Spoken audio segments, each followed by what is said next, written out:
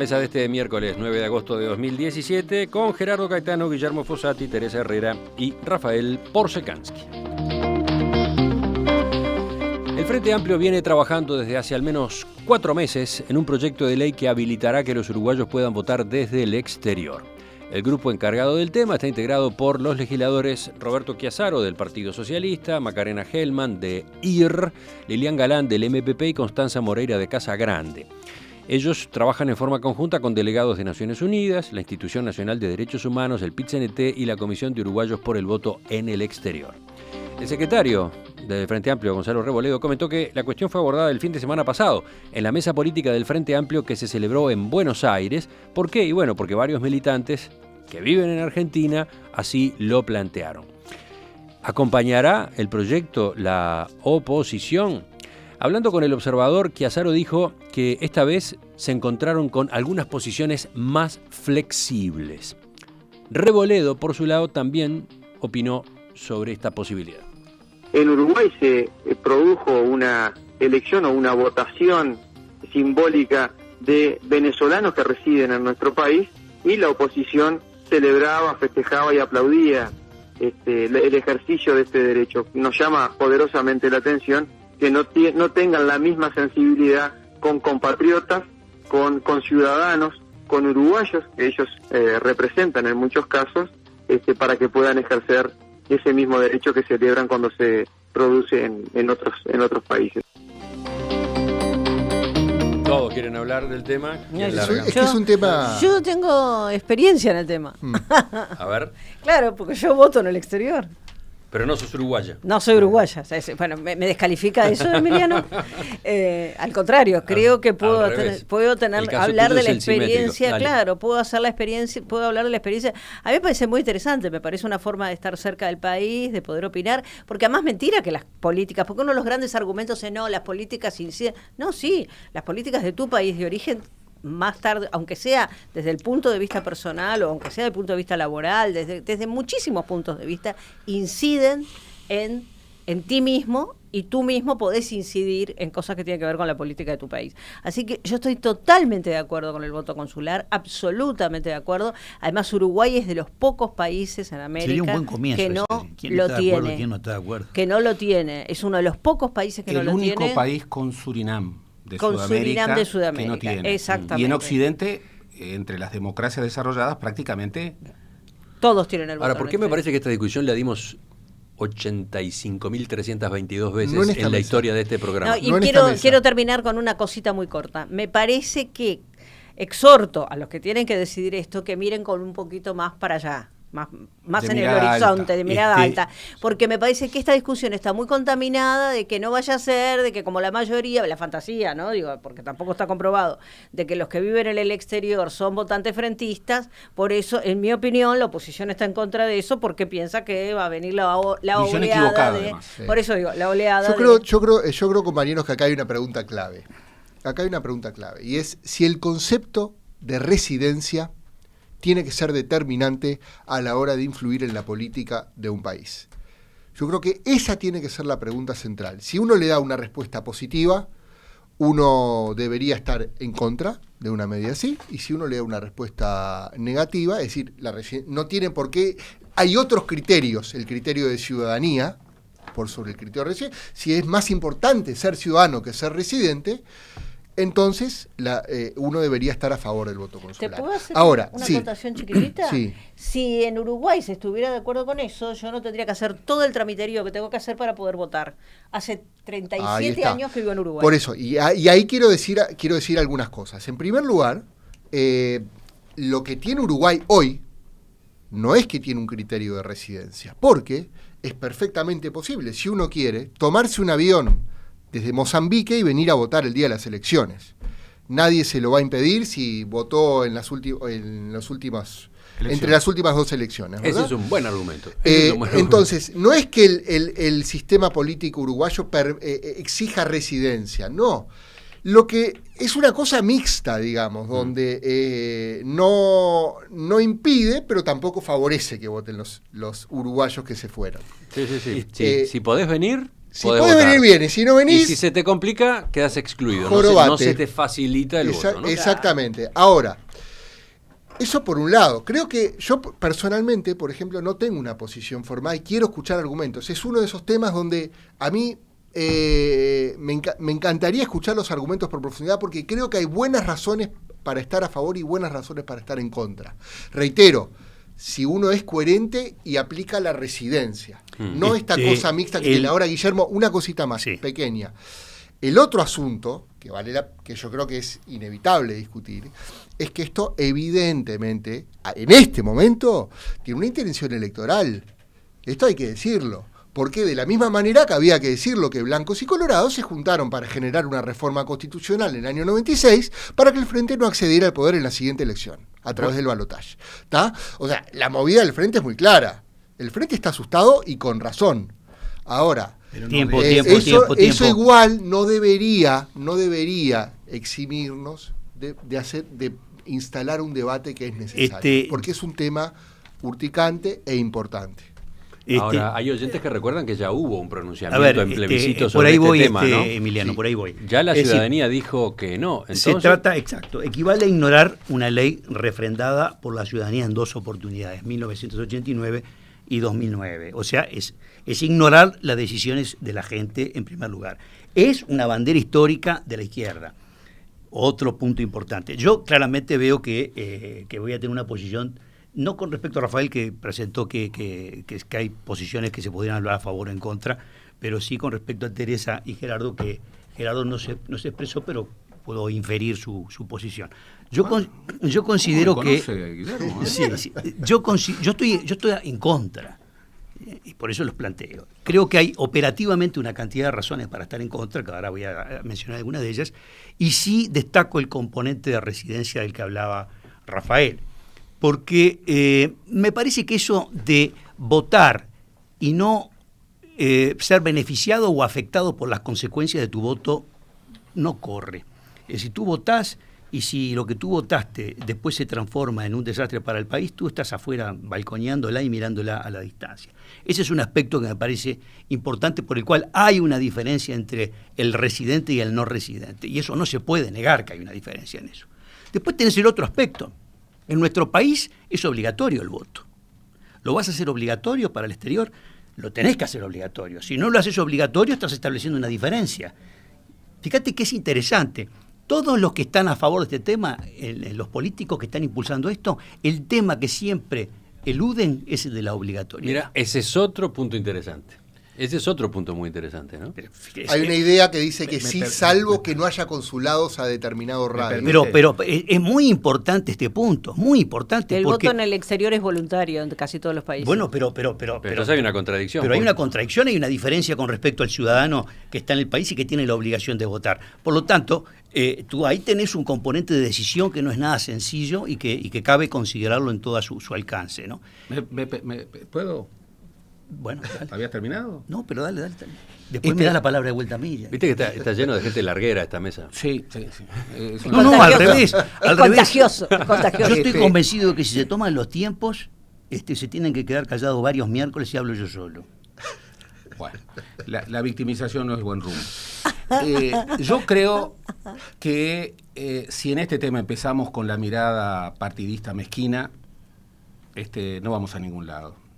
Y este es un gran tema, En un momento en donde al Uruguay le falta ambición, le falta agenda, le falta grandes proyectos, está como dejando pasar un gran tema, que es el tema de una diáspora, que en una versión conservadora, estamos hablando de 600, 700 mil uruguayos, 600, 700 mil uruguayos, con un promedio de edad menor al del promedio de edad de los uruguayos nativos, de los uruguayos intrafronteras, con un promedio de dinamismo cultural y de capacitación superior, que ya están dando cosas muy importantes al Uruguay, porque se trata de una diáspora estructurada y muy conectada con el Uruguay, muy conectada. Ustedes saben que el tercio de turistas que llegan al Uruguay son uruguayos del exterior que vienen todos los años. ¿Un tercio? Un tercio, la tercera parte, el tercer origen de destino de los turistas uruguayos no es un tercio.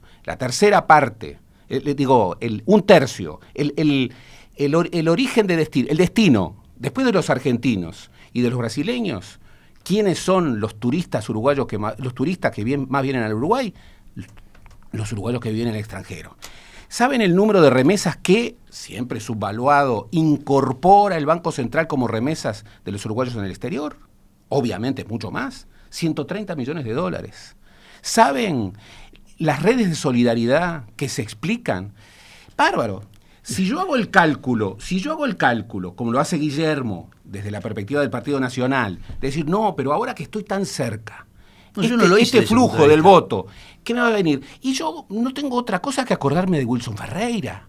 ¿Qué era la nación para Wilson Ferreira? Una comunidad espiritual. Bueno, quien viaja por el mundo y se encuentra con las colonias de Uruguay, la esencia pero perdóname, pues estoy yendo a la esencia.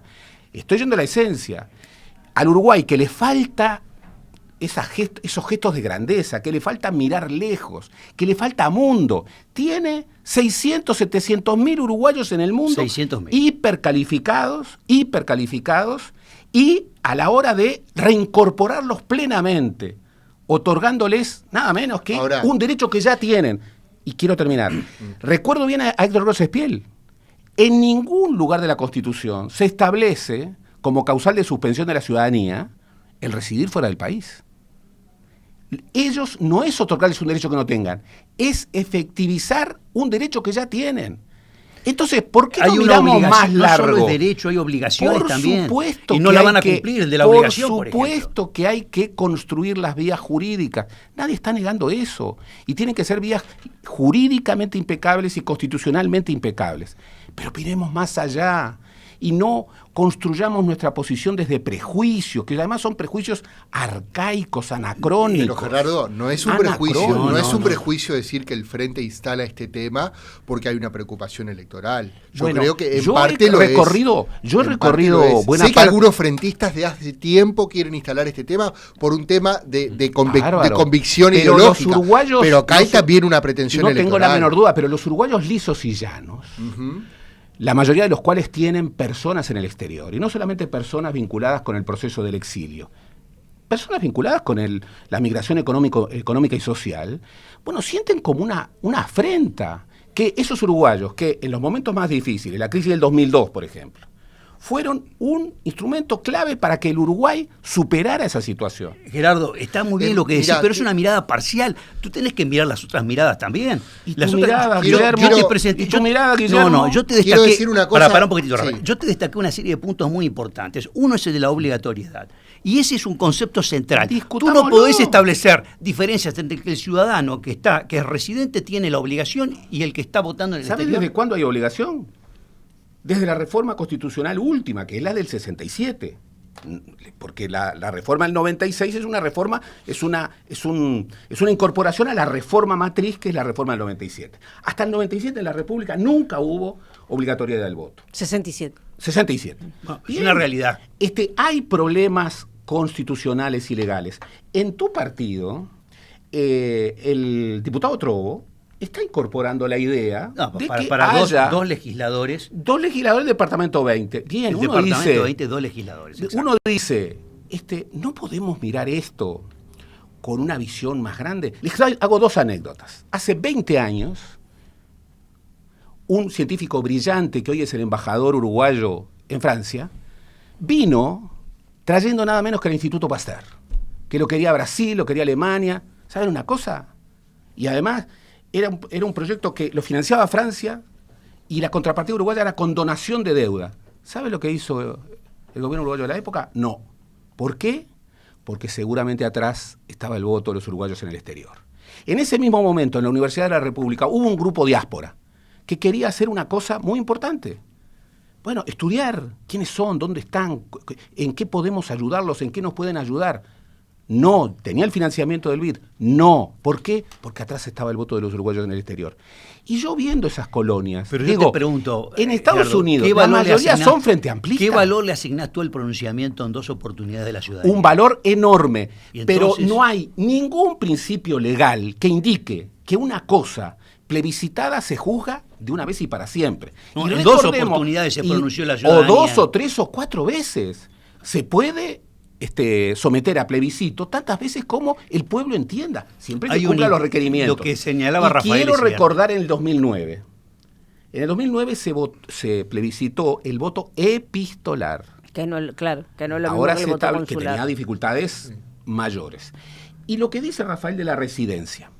En momentos en donde estamos... Que no es la única variante posible el voto epistolar. No, el voto epistolar es absolutamente contraindicado, porque entre otras cosas pone el voto consular. La variante del voto consular. Que tiene dificultades. Lo que está señalando es que el voto consular no se le consultó a la población. No se lo consultó a la población, no se lo consultó a la población. Hay tres posibilidades: la emisión por vía postal, la emisión de tipo presencial, esta última en sus dos variantes, un voto consular y un voto presencial en locales especialmente habilitados a tal efecto. Y hay todo un costo, hay toda una logística y una operativa compleja, porque tú tienes que también garantizar el contralor partidario de los circuitos de votación con toda una cantidad de elementos. Negar que hay una problemática de logística. Pero y Estados Unidos, y Gran Bretaña, y Francia, pero aparte Italia, yo conozco... Y Argentina, pero y toda Sudamérica, y México. Pero por encima de eso yo te digo... Pero de todas formas creo que es un debate conceptual interesante, donde no hay que demonizar posiciones, me parece. Porque las dos... Si empezamos con la mezquindad de a quién le sirve, aun cuando quienes lo hayan empezado... Yo no lo agarré por a quién le sirve. Si empezamos así, obviamente va a prosperar. Impresionante cómo se puso de acalorado este debate. Sí. Y sí, ¿sabes por qué? Te lo digo... Porque en un momento en donde desde muchos lados... Yo sabía que iba a producirse desde eso. Muchos lados, ¿qué es lo que se reclama?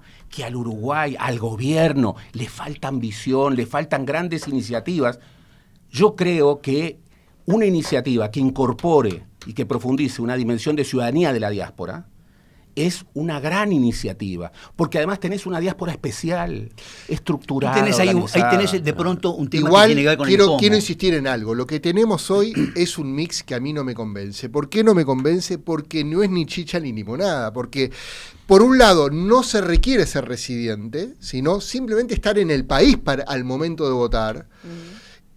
Y tampoco es el contrario. O sea, o nos inclinamos por la residencia, o una residencia de X tiempo para otorgar el derecho a votar, o nos vamos a un concepto de inclusión de la diáspora. Se nos terminó el tiempo. Medio es una situación bastante prácticamente lo que han hecho prácticamente todas las democracias cabales de Occidente. Se nos terminó el tiempo. Simplemente para decir eso, para decir que yo ahí comparto lo de la contradicción, más allá de que ya me he pronunciado por el voto en el exterior y consular. Pero es cierto lo de la contradicción. Argentina, por ejemplo, tú sos argentino si naciste en Argentina. En Uruguay, vos no sos uruguayo si naciste en el Uruguay, sos uruguayo si sos hijo de uruguayo. Entonces digo, hay toda una serie de características, todo el problema que tuvieron los que estaban en el exilio, de que no nacían en Francia, pero no eran franceses. Digo, hay toda una discusión en torno a ese tipo de cosas. No levanten más la mano, todos tienen algo para decir, pero una anécdota. Lo quiero terminar. Déjame terminar el planteo. El planteo que yo quiero hacer es, en Argentina, por ejemplo, tú vivís determinada cantidad de tiempo y vas adquiriendo derechos de votar paulatinamente, o sea, votás primero en tu municipio, después votás en tu... y después llega un momento en el cual el trámite para terminar de ser ciudadano y votar es muy cortito. Entonces, ahí es donde veo la contradicción de Uruguay. ¿Cómo puede ser que, por un lado, gente, como dice el que no vive, que venga acá a votar, y los que viven hace miles de años simplemente porque no son uruguayos... Se fue el tema.